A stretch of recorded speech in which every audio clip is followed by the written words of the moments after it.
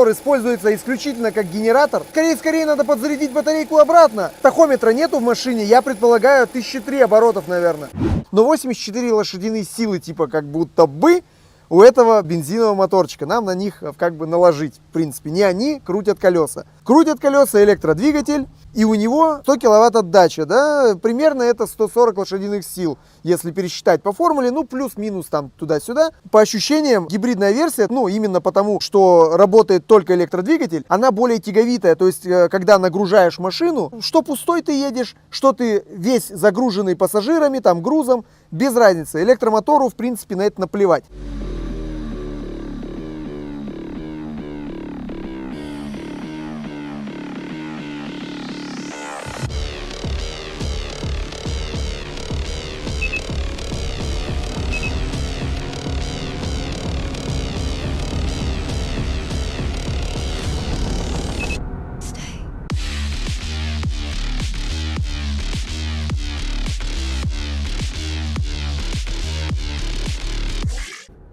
Смотрите. Ой, крен какой, да, мягкая тачка есть, мягкая тачка. По-моему, даже у меня микроавтобус так прямо не кренится, но зато мягко проехали. Подвеска у машины, конечно, тоже простая. Стойки Макферсон. Я уже запомнил, что Макферсон, не Макферсон, Макферсон. Сзади торсионная балка на переднем приводе, ну, как обычно, все нормально. На полном приводе независимая подвеска. Хотя вы посмотрите ценники на подвеску. На удивление адекватные цены на те же амортизаторы, к примеру, да и вообще на детали подвески. Уж дешевле, чем на Тойоту, факт. Система безопасности на высоте, я считаю, кроме обычных всяких контролей полосы, круизов, ну то есть известной ниссановской системы ProPilot, есть защита от перепутывания педалей, ё-моё.